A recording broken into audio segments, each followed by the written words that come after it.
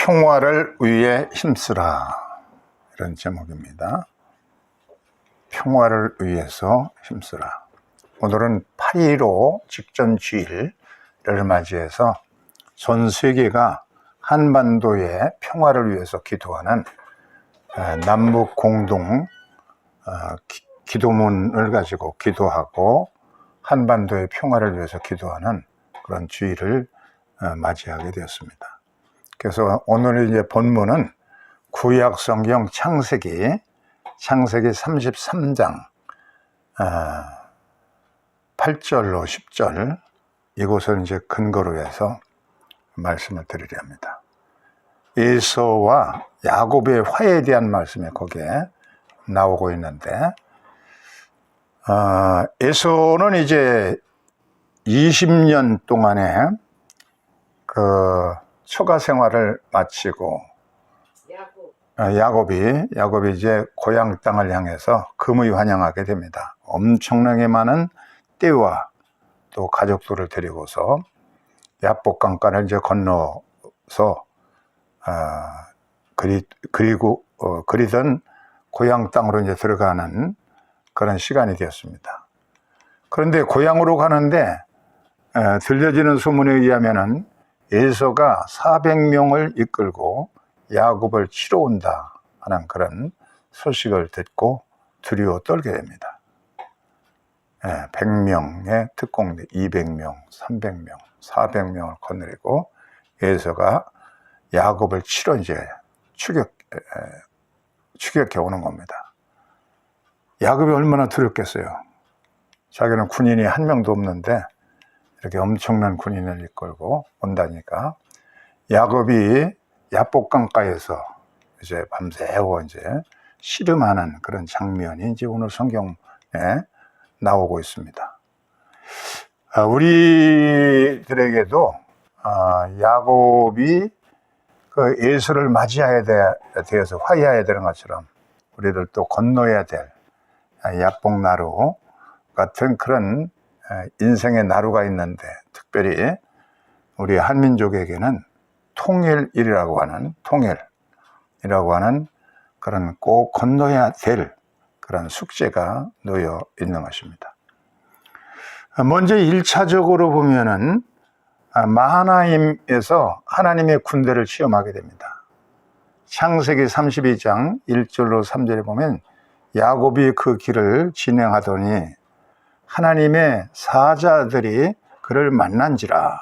야곱이 그들을 볼 때에 이르기를 이는 하나님의 군대라 하고 그 땅 이름을 마하나임, 두 군대의 진영이라는 뜻입니다. 마하나임이라고 부르게 됩니다.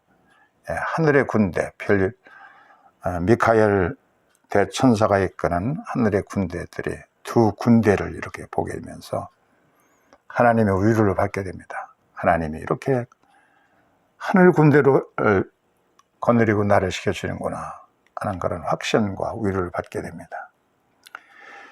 야곱은 먼저 많은 선물을 마련해 가지고 선물로 형의 마음을 좀 돌이키려고 그렇게 했습니다. 그래서 암염소가 200마리, 순년소 뭐 대단하게 많아요. 그래서 전부 합치면은 한 550마리가 되었습니다. 소들, 낙태떼들, 염소 이렇게 다 합쳐서 550마리를 3차에 걸쳐서 사절단을 보내게 됩니다. 사절단, 선물을 가지고서 형님의 마음을 이렇게 한 다음에 마음을 풀고 그리고서는 만나야 되겠다 하는 그런 생각 가지고 이 그림을 보세요. 1차 그 예물 사절단들이 이렇게 많은 떼들, 소떼들, 낙타, 염소떼들, 남녀 종들 이렇게 잔뜩 해가지고서는 1차 선물단을 보내고 또 2차 선물단을 또 그렇게 엄청나게 또 보내고 3차 선물단을 보내고 이렇게 해가지고 푸짐한 이 엄청난 그런 선물로 형의 마음을 푸른 다음에 화해하고 만나야 되겠다는 전략을 세우게 됩니다. 형은 그냥 20년 동안 복수의 칼을 갈았어요. 아버지도, 늙은 아버지도 속이고 자기도 속이고, 정말 에서 동생이 정말 해서는 안 될 못된 짓을 한 거 아니에요? 칼로 완전히 보복하려고 하는 그런 결심이 400명의 군사를 이끌고 쳐들어오는 겁니다. 평화라고 할 적에 평평할 평자에다가 화목할 화자를 쓰는데, 한자로. 이 화목할 화자를 보면은 벼화자 옆에 입구가 있습니다. 그래서 이게 화목할 화입니다. 뜻을 보면은 입에다가 쌀화, 벼화자, 쌀을 입에다가 밥을 먹여주는 겁니다. 밥을 서로 이렇게 먹으면, 아까 이제 밥 먹는 얘기를 했는데, 가족들도 모여서 이렇게 먹고 그러면 화목하게 되는 것처럼, 이 입에다가 배고픈 사람 입에다가 우선 배불리 먹여줘야 그래 거기에 평화가 온다 하는 겁니다. 우리 옛날 분들은 뭐라고 그랬느냐면, 미운 자식에게 떡 한 개 더 줘라, 그렇게 말했어요. 좀 사회적으로 이렇게 여러 가지 불만 조격하고 그러면은 더 배려를 좀 해야 된다 하는 그런 뜻입니다. 조상들의 교훈이 상당히 보면 성서적인 것 같죠. 그래서 야곱은 에서 형을 위해서 이렇게 많은 선물 3차례에 걸쳐서 엄청난 물량 공세를 보냈어요. 그리고는 5번째는 혼자 남아서 씨름하게 되고 합니다. 혼자 남아서 씨름했다는 얘기는 기도했다는 얘기입니다. 그 기도의 내용을 보면 주님 도와주십시오, 그러면서 이렇게 하나님의 도움을 간청하게 됩니다. 또 천사가 내려와서 이 끝까지 그 천사의 발목을 잡고 있는 복을 나에게 주십시오 하고 발목을 잡을 때에 천사가 그의 환도뼈를 딱 쳤어요. 환도뼈가 위골되었다, 그렇게 말하는데, 환도뼈의 부위를 보세요. 그림에 보면은 옛날 이 두 허벅지뼈가 있고, 그 가운데 등뼈가 이렇게 솟는 받침, 그게 이제 환도뼈입니다. 아주 인간에서 굉장히 가장 중요한 그런 부분입니다. 요게 환도뼈가 야곱이 부러졌기 때문에 완전히 이제는 혼자 설 수 없게 되었죠. 이 쩌룩쩌룩하는 신세가 될 수밖에 없게 됐죠. 이제 그동안에 그렇게 그 수한 방법을 쓰고 그러던 자존심이 다 무너져 버렸어요. 이기주의, 독선, 편집, 아집 다 이제 깨져버렸어요. 깨져버리고 이제 성화돼서 완전히 병신이 된 거지. 병신이 기어다니는 지렁이 같은 야곱이 되고서 하나님이 그에게 새 이름을 줍니다. 쩌룩쩌룩 이렇게 되죠. 그리고 이제 형을 이제 만나게 되었는데, 형은 이제 400명의 군사를 이끌고 오는 거예요. 100명, 200명, 300명, 400명의 특권들을 이끌고 에서가 당당하게 지금 이제 야곱을 치러 이제 나서는 겁니다. 그러니까 야곱 편에서 보세요. 야곱은 제1차 방법은 뭐냐, 1차 방안은 실바 이 첩인데, 자기의 첩의 소생이 둘이에요. 갓과 에셀. 그리고 빌하라고 하는 첩이 또 단과 납달리가 있어요. 또 2차 방어선은 레아인데, 레아의 가족은 레아가 자식을 많이 낳았어요. 7명인가 그렇게 낳았어요. 3차는 라헬인데, 라헬은 베냐민을 낳았죠. 베냐민은 아직 안 나왔고 요셉을 낳았어요. 요셉을 낳고 이제 아직 베냐민은 생기기 전입니다. 이렇게 자기의 가족들을 전부 이렇게 4 그룹으로 나눠 가지고서 방어 전략을 쓰게 됩니다. 그리고 그들 앞에 제일 앞으로 야곱이 쩔룩하고 기어가 가지고서는 그냥 7번을 형님한테 절합니다.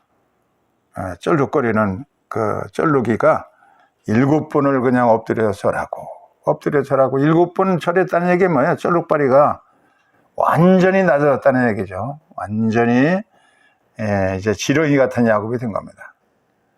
이렇게 그 7번 엎드려서 절하는 그런 자기의 동생을 보면서 예수는 칼과 이 모든 걸 버리고서 화해합니다. 동생을 끌어안고 그냥 둘이 그냥 엉엉 울면서 입맞추었다고 그랬어요. 예수가 달려와서 그를 맞이하여 안고 목을 어긋 맞추어 그와 입맞추고 서로 우니라. 이 입맞추고라는 말이 바이사케후라는 히브리어인데, 여기 보면은 히브리어 본문이 이상하게 이 점이 이상한 점이 그냥 다다다다 붙어 있죠. 10개의 점이 붙어 있어요. 10개. 그래서 이 점을 붙여놓고 서기관이 뭐라고 그랬냐면은, 이 점을 붙인 이유는 자기도 모르겠는데 메시아가 오시면은 알려주실 것이다, 그렇게 말했습니다. 내가 보기에는 이렇게 10차례에 걸쳐서 지금 전략을 완전히 그냥 지렁이 같은 야곱이 되기까지의 단계에 걸쳐서 10단계에 걸쳐서 낮아졌기 때문에, 그래서 진정한 화해가 온 것이다 라고 그렇게 해석할 수가 있습니다. 독일의 드레스덴이라는 가봤는데, 거기 가니까 성모교회라는 교회가 있어요. 보세요. 이 그림에 보면은 성모교회가 2차 대전 때 미군 그 비행기에 의해서, 전투기에 의해서 그냥 완전히 박살냈어요, 이 교회가. 요 앞에 이제 동상이 있는데, 이 동상만, 마르틴 루터 동상만 그대로 이건 손상이 없이 남아있고, 양쪽 기둥도 다 무너지고 그냥 그렇게 돼 있는데, 이것을 이제 복원하는데, 전쟁 이후에 복원하게 되는데, 근데 독일 사람들의 복원하는 방법과 한국 사람들 방법이 틀려요. 한국 사람들은 불도저로 싹 밀고 거기다가 그냥 최신식으로 새롭게 그냥 교회를 짓는 거 아니에요? 전부 그런 식으로 하는데, 그런데 드레스덴의 성모교회, 마리아를 기념하는 교회에 보면은 이 전쟁의 참호를 그대로 드러내기 위해서 이 골조를 그대로 사용해요. 막 그냥 포화를 맞은 시큼한 그 골조를 그대로 두고, 남아있는 것은 그냥 두고 그것을 튼튼하게 이렇게 보강하고, 그리고 여기에 이 벽돌 쪼가리들 그런 걸 전부 찾아가지고 맞아가지고서는 시간은 굉장히 오래 걸리고 그렇지만 거기다 세면을 더 개고 보강하고 그래가지고 더 튼튼하게는 하지만, 그러나 부스러기들을 갖다가 하나도 버리지 않고 그것으로다가 교회를 이제 다시 세워, 완전히 폐허가 된 거 이렇게 박살내고 그래가지고서는 예배당을 이제 본래 모습대로 세워가는 겁니다. 이렇게 폐허를 가지고선 점점 세워가는 거죠. 돈은 엄청나게 뭐 수십 배 더 들죠. 이게 전부 그냥 박살낸 거 그런 것을 다 이어붙이고 그냥 더 단단하게 하기 위해서 보강재료도 쓰고 그러면서 엄청난 돈과 시간이 걸렸지만은, 이건 종도 이제 그대로 남아있어요. 주물루맨들은 종도 이제 종탑에 올리고, 그리고 그래서 이 교회 뒤로 이렇게 가보면 시큼시큼하게 되어 있어요. 포화 맞은 흔적들이 그대로 살려놓은 겁니다. 그래서 그 뭐라고 주장을 하냐면, 망각, 잊어버리고 새롭게 싹 하는 거는 이건 노예의 길로 가는 거다. 망각은 노예의 길로 가는 것이고, 기억은 해방의 길로 간다. 그래서 그 아픈 상처 볼 때마다, 야, 전쟁이 이렇게 끔찍하구나 하는 것을 되뇌기 위해서 기억하는 건물로다가 복원되어 있는 거예요. 복원이 된 겁니다. 이 마르틴 루터를 기념하는 이 루터 교회입니다. 루터 교회 엄청나게 커요. 한 10,000명 들어가는 예배당인데, 이렇게 힘들게 복원하고 근데 신기하게도 마르틴 루터 기념 동상은 그대로 있습니다. 이게 조금도 그냥 상처 하나도 받지 않고 있어요. 그래서 독일의 정신은 마르틴 루터의 종교 개혁에 기반을 두고 있습니다. 하나님의 형상대로 지음받은 인간의 존엄성, 인간의 존엄성은 이건 어느 누구도 훼손할 수가 없고, 이것을 인간의 존엄성을 지키기 위해서 국가가 필요하다. 그게 독일의 헌법의 1조입니다, 이게. 그래서 어느 가난하고 힘들고 이 사회적인 혜택에 가장 전혀 없는 그런 사람도 이 존엄성을 지켜줘야 되기 때문에 교육비 면제, 무료 교육, 또 무료 의료, 무료 주택, 이걸 기본으로 해가지고서 그래서는 거기에 독일이 이 국민의 기본권, 아주 존엄성, 하나님의 형상대로 지음받은 이 존엄성을 지키기 위해서 나라를 세우고 지켜간다는 겁니다. 그래서 이 개신교, 개시라는 게 뭐, 개신이 신은 몸 가죽을 바꾸는 거 아니에요? 가죽을 자꾸 바꿔나가야 되는 겁니다. 이게 개신교의 원리입니다. 그래서 독일이라는 나라가 통일을 지향하면서 참 굉장히 부흥되어 나가고 있죠. 총리를 보면은, 총리에 1949년도에 일대 총리가 이제 나왔는데, 그 후로 아데나워 이후로다가 앙겔라 메르켈이 이제 2005년에서부터 16년까지 하다가 너무 지쳐가지고 자진해서 사퇴했어요. 더 할 수 있는데 건강이 너무 그냥 힘들다 해가지고 이제 그만두고 16년 동안 했습니다. 그래서 이 동독을 다 수용을 하고, 그리고 시리아 난민들 100만 명을 또 수용을 하고, 엄청난 일을 이 여자가 했어요. 근데 이 사람 보수주의고 동독에서 온 여자예요. 동독의 목사의 딸입니다. 근데 이렇게 이 사람들의 얘기를 이렇게 하는 얘기는 아데나워 일대 총리가 이론 없죠. 그리고 메르켈이 16년 동안 이룬 것들이 엄청나게 큰데, 그 사이에도 많은 총리들이 7번이나 이렇게 대를 물려가면서 이어갔습니다.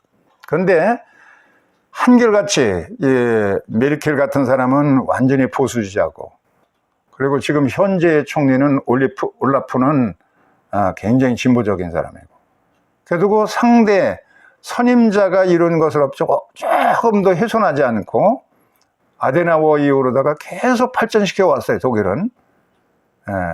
그 총리가 바뀌고 정권이 바뀌고 그래도 그 전임 정권이 이룬 업적을 그대로 물려받아서 더 발전시키고 이렇게 해온 것에 대해서 우리 한국은 그냥 그 통일 문제를 위해서 얼마나 김대중 대통령이 힘들게 그렇게 이룬 업적을 갖다가 그냥 기분 풀이다가 금강산 폐쇄하면 그냥 폐쇄되어버려요. 다시 그냥 복구하기 어렵습니다.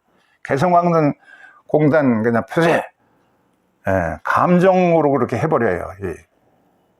이 전 정권이 하는 것들은 전부 혐오하고 그냥 다 부인하고 반대하고 그렇게 해야 되는 걸로 생각하고 있으니까 정치 발전이 한국에 없는 거예요. 그냥 계속 그냥 뭐 도떼기 시장 갖고 그냥 상대방을 모함하고 그냥 끌어내려야만 되고, 참 굉장히 혼란스러운 나라 같아요.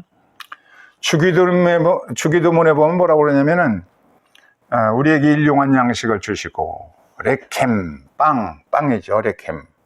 그리고 우리를 용서해 주십시오가 이제 그 다음 바로, 그리고 우리의 죄를 용서해 주십시오 할 때 이제 그것이 히브리어로 보면 메헬이라는, 용서라는 단어가 이제 여러 가지가 있는데 그 가운데 메헬이라는 것을 썼어요. 이건 뭐냐면은 이 탈무드에 이런 얘기가 있어요. 시몬이 자기의 형 르우벤에게 큰 잘못을 했어요. 마음이 너무 아파가지고서는 선물 사절단을 보냈어요. 사절단을 이렇게 많이 뭐 그냥 선물 꾸러미를 보내가지고서는 마음을 풀게 하고, 그래서 화해하기 위해서 이렇게 보내는데, 사절단이 오면서 선물을, 꾸러미를 하나를 가져갔어요. 그래서 시몬이 열어봤어요. 열어봤더니 그 안에 뭐가 나오냐면, 뭐가 나왔어요? 여기 뭐야 이게? 모르겠어? 네, 빵이 거꾸로 된 빵이야. 그래서 시몬이 그 사절단들이 문을 뚜껑을 열어보더니, 아우, 주인어른 참 이거 불길한 예감이 됩니다. 왜 빵을 거꾸로 이렇게 넣어놨을까요? 한번 대판 싸우자는 뜻인 것 같은데요. 그러니까 시몬이 빙긋하게 웃으면서, 여기에는 하나님의 신비한 코드가 실려 있다. 용서의 코드가 실려 있다. 이게 무슨 거꾸로 된 빵이 이게 무슨 뜻을 가지고 있냐면은, 히브리어 문법에 보면은 뭐가 있느냐면은, 할루카라고 하는 그런 암호가 있어요. 예, 글자를 거꾸로 읽어가는 그런 방법이 있습니다. 예, 아주 굉장히 특별한 겁니다. 그래서 멜레크 하면은 이게 레켐 하면은 이게 뭐냐면은 빵이잖아요. 빵인데 그걸 거꾸로 읽으면은 멜햄 하면은 메헬 하면은 그건 이제 용서인데, 용서. 근데 메헬을 거꾸로 하면은 레켐이 됩니다. 빵이 돼요. 빵이 거꾸로 됐다는 얘기는 용서한다는 뜻이다. 그 의미를 시몬이 읽고서 안심을 하였고, 바로 이어서 르우벤 형과 크게 화해를 하는 계기가 되었다는 것입니다. 그래서 이 예수님은 왜 그 빵을, 너희들 일용한 빵을 구하라 하고선 바로 이어서 우리의 죄를 용서해 달라고 그렇게 기도해라 하면서 이렇게 다른 단어를 쓰지 않고 히브리어로